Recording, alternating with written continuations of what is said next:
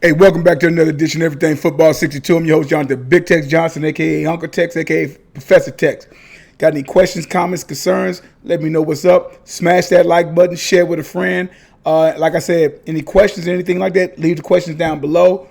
We can talk about it, go into it and stuff like that. Let's just be respectful. This is about, we going into the playoffs. It's about to pop off in another hour or so. So I'm going to go ahead and give y'all my picks. I really haven't gave any picks this year. Like I said, this year has been a pretty tiresome year for me for the most part. I guess based on the fact that with my Cowboys, I knew they was basically done by mid-season. My high school didn't go as far as I thought they should have went. And then Texas got their ass beat last night. These slow starts and whatnot, that's a whole nother story. I ain't going to even get into that because y'all know I don't even talk about college ball like that. So I don't have no dog and no fight over here. So it's easy to sit back and relax and really, really, really enjoy the game and not have really no dog in the fight and hoping and wishing. So I don't really care who wins, whatever, and stuff like that. But we're going to go with this here. We're going to start because I think the first game, if I'm not mistaken, is going to be lost. Is going to be the Chargers and the Texans. This is going to be a good game. It should be a good game. C.J. Stroud sort of kind of had a sophomore slump this year, but was still able to come out with a 10-7 record, make the playoffs. Same thing with the Chargers and whatnot. Still been wanting to call them San Diego. And now we're going to see what Justin Herbert's all about now, because it's more pressure to me. It's more pressure on Justin Herbert and what they're going to do. Okay, way more pressure as far as I'm concerned, because he was labeled, the next Dan Marino and all this other kind of stuff and this, that, and the other, and and whatnot, and he hasn't won anything. Now he has a quarterback whisperer. He has Jim Harbaugh in his corner. And we're going to see what they're going to do. They got one of the better defenses in the league and whatnot, led by Khalil Mack and whatnot, Derwin James and all them guys back there. And we're going to see. We go back to Justin Herbert. Justin Herbert, 6-9 his rookie year, 9-8 his second year, 10-7 his third year and whatnot. He put up a rack of yards, 31 touchdowns, 38, 25, 20, and kind of going down further than that. But I get, but he's supposed to be this next Marino, yet in the playoffs, he's been to one playoff game. He's 0-1, a game they should have won against the Jaguars, but didn't, and whatnot. That's where he went up 58%. One touchdown, got sacked quite a few times and whatnot, and just didn't look like himself and whatnot. So we're going to see what's going to happen with that young man there. But the emphasis, at least the way I look at it, is definitely on him. On what he's going to do, what he's going to try to do. 3,870 yards, I believe, that he passed for him, like 23 touchdowns or something like that. They can get it going on if they get a nice little running game going on and whatnot. I'm going to go with Los Angeles because of the experience with that of Jim Harbaugh and able to fix anything that needs to be fixed, because experienced coach, been to a Super Bowl, been to the playoffs game. He's won a national championship, played quarterback in the league. He was a pretty good quarterback in the league and whatnot. Let's not try to be dissing on that. And but I'm taking them over that. C.J. Stroud, like I said, sophomore slump. One of the best wide receivers and whatnot. My man Bell, he's out. We'll see what happens though. But I'm taking the Los Angeles Chargers. Pittsburgh and Baltimore. I'm taking Baltimore. This is the year. This has to be the year for them. Simply because it's nothing that Lamar can't do. You got my man over there. Pittsburgh so-so on defense and stuff like that. I don't know. Russell Wilson, you ain't going to put this shit on Russell Wilson. You got Pickens over there and whatnot. That attitude and all that. You had Johnson over there at one time or another. Them guys, those fucking wide receivers need to stop being divas based upon the fact they haven't even done shit to even garner them to even be a diva. I don't see it happening. I see Baltimore taking this one pretty good and whatnot. I'll never be trying to do no scores and stuff like that, but you never know. This is an in-conference rivalry and whatnot. It's the AFC North, and whatnot. So we'll see what ends up happening with them. But like I said, though, I got Baltimore doing that. I think Lamar's going to pull out all his bag of tricks this year. He's heard enough of it. He's even heard it from his mother, and because they should have beat Kansas City last year, but they just didn't get it done. Denver and Buffalo. Rookie quarterbacks, I just don't see it. Rookie quarterbacks, I don't see it. So I'm going to get at the Buffalo. Josh Allen has to get over the hump. If Denver wins this game, that's it for Buffalo. That team will be dismantled even more so. You might not even have a coach. You might have to sit up there and change coaches. Josh Allen did all this, that, the other. They need to make sure that they need to definitely make sure that they get a running game going on against them. That would be the thing for them to do. For them, they definitely need to do that. They need to get Cooks involved and whatnot for him to do what he's going to do and whatnot. But it's like they definitely need to get for them to basically come out victorious. But I think if Josh Allen just be who he basically is, they should be fine. But I have them actually winning this particular game and whatnot. Green Bay and Philly. This kind of be funny. This can almost remind me of that of Dallas and Green Bay last year. But I'm going to get it to Philly. You got a hungry Saquon Barkley. I think they're going to put out all the stops. Of course, Hurts is coming back and whatnot. Everybody's pretty much healthy, and there shouldn't be no excuse. If Philly lose this, I don't know. I don't know what's going to happen. But Green Bay has a chance. But my man, I think it hurt his hand and stuff like that. So we're going to see my man Love hurt his hand. They can shock you because them guys can actually get it going on. But I got Philly actually winning this. Washington, Tampa Bay, I'm going with Tampa Bay. Again, rookie quarterbacks in the playoffs, at least that first year, I just don't see it happening for them advancing any further. We can go back to the days of Big Ben, but he had a nice defense, a nice running game that got him, I think, might have been division around. Might have got to the championship. I'm not sure. Can't really remember right offhand. However, I see Baker Mayfield, Mike Evans, them getting it done. Baker Mayfield is a hell of a quarterback. He's played some good quarterbacks. Still don't understand really what happened in the situation in Cleveland, but that's Cleveland for you. That's what shitty franchises do.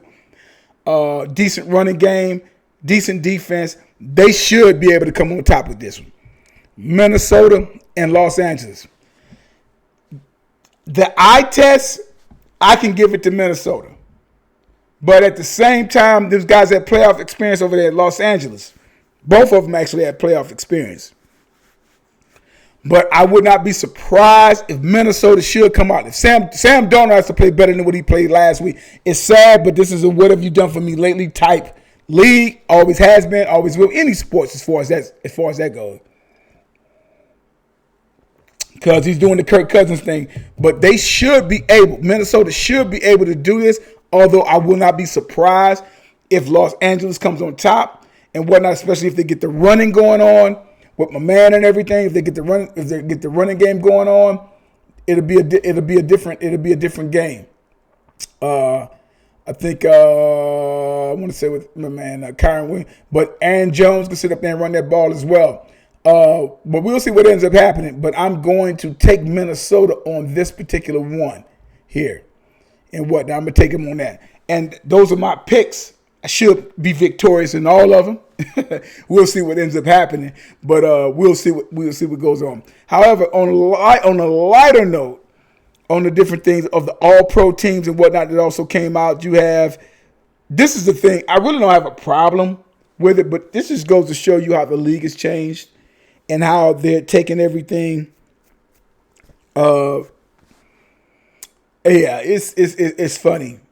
Now, Lamar Jackson, 9 times out of 10, if you are in the NFL MVP running, if you've made first-team quarterback, 9 times out of 10, you're going to pretty much probably win MVP. So Lamar Jackson probably going to win his 3rd MVP.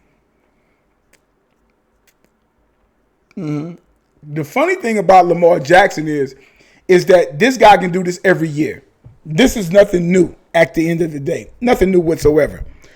He can do this every year. All right, for at least the next 3 or 4 years. 4 years at least. and whatnot.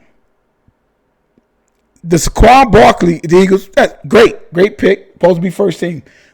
Explain to me why Derrick Henry is not on the first team. Now, people say, well, the fullback and this, that, and that. Don't want to hear it.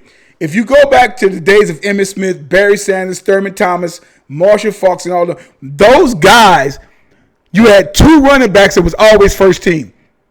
2 of them. You had to at least have 2 tailbacks. That was the first team running back. How does a guy have 1,900 yards and he's a second teamer? Explain that one to me. Pro Bowler and all this other kind of stuff. I mean, it is what it is. But it's bullshit. Fullback, the last great fullback that has played in this league was Mike Allstott. Who came close. Never rushed for 1,000 yards. If we want to go back to the greatest fullback, you can talk Jim Brown, but Jim Brown was the primary guy that carried the ball. It would be that carried the ball. However, if you get back into the 70s, you're dealing with Larry Zonka. A running back who's going to get the ball 15, 20 times a game and whatnot and stuff like that and do what he do and whatnot. So I don't understand that. I also don't understand, I don't overstand, we go to defense. You got Myles Garrett as an edge rusher. What happened to fucking defensive end? See, this is what I'm talking about in the game. Okay? And this is why I say, and it's easy for me to say, edge rushers. That's all, which means you're telling me that's all that they do. They do nothing else. When you play defensive end, you had to be accountable for obviously being a rusher, as for also run against the run. This is why Reggie White and Bruce Smith is on the Mount Rushmore of defensive ends. Right? Edge rushers, Myles Garrett, Trey Hendrickson. I'm like, play the run where? The defense is fucking horrible. He made some sacks. Big fucking deal. Where did they get him? He's at home watching the playoffs just like I will be. Right? Outside linebackers, I don't even think they have them. They got Zach Bond. They got Fred Warner, Roquan Smith. All those guys are inside linebackers. I don't have a problem with the interior line. That's a good one. Cameron Haywood, who's been good for years, so has Chris Jones. Cornerbacks, Surtain, Stingley for the Texans, and whatnot. Slot corner. What the fuck is a slot corner? Is that the guy that covers the slot? Marlon Humphrey is one of the better corners in the game, but he's a slot corner. What the fuck is that? What is that? Either you're a cornerback, what are you? You know what I'm saying? I mean, they're making up all these particular positions for the same positions that are being played. Guys like Myles Garrett, so it's no T.J. Watt, but T.J. Watt's an outside linebacker, but he's considered edge rusher, but he's a defensive end. Which one is he? The difference between that is those guys whose linebackers, outside linebackers, are playing the 3-4, they drop back into pass coverage. And they're big time responsible for the run.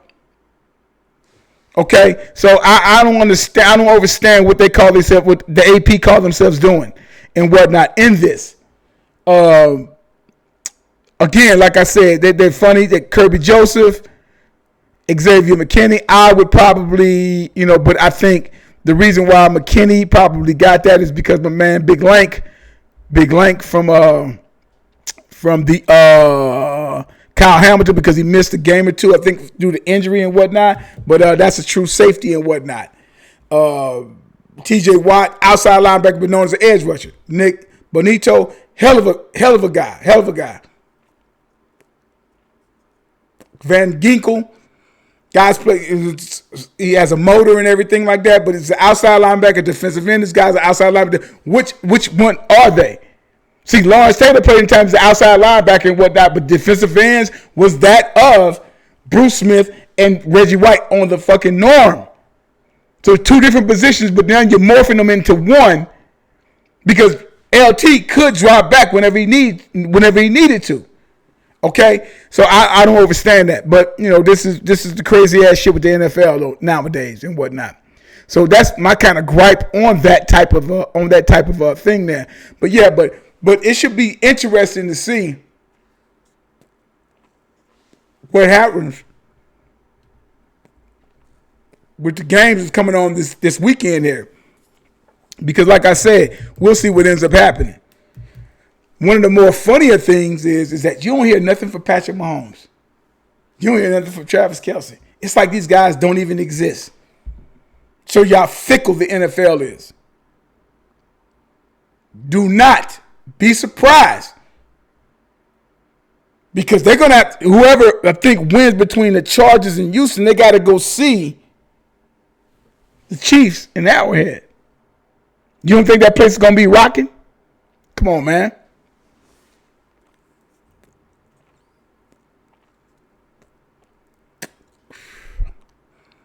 And you got, like I said, Buffalo, who I got possibly to win that game. Buffalo may have to end up going to that of Baltimore. Dude, come on, man. I'm telling you. It's going to be a hell of a ride. So it's already fun for me already, as you well know. But like I say, though, that's my takes on that. That's what I'm going to ride with. And that's what I think is going to probably end up winning and whatnot. And all that. And so, yeah, that's who I got going on. So, again, like I say, wouldn't be surprised by a lot of stuff, but I don't see rookies going past the divisional round. Even if I still don't see them getting out of the NFC or AFC championship game. Even if they do get to the division division round, or possibly get to that of a AFC or NFC championship, whether it's Daniels or whether it's Knicks. Knicks has had a hell of a season, good season. Like I said, we'll see what happens though. But I see, like I say, I see my man sitting up there, whether it was Josh Allen, doing everything he got to do for them to win. Like I tell you guys all the time, there's no greatest of all time. There's no GOAT. And like I tell you guys all the time, numbers don't lie, get emotional people do. You guys enjoy the game. I'll probably holler back at you tomorrow. Have a good one.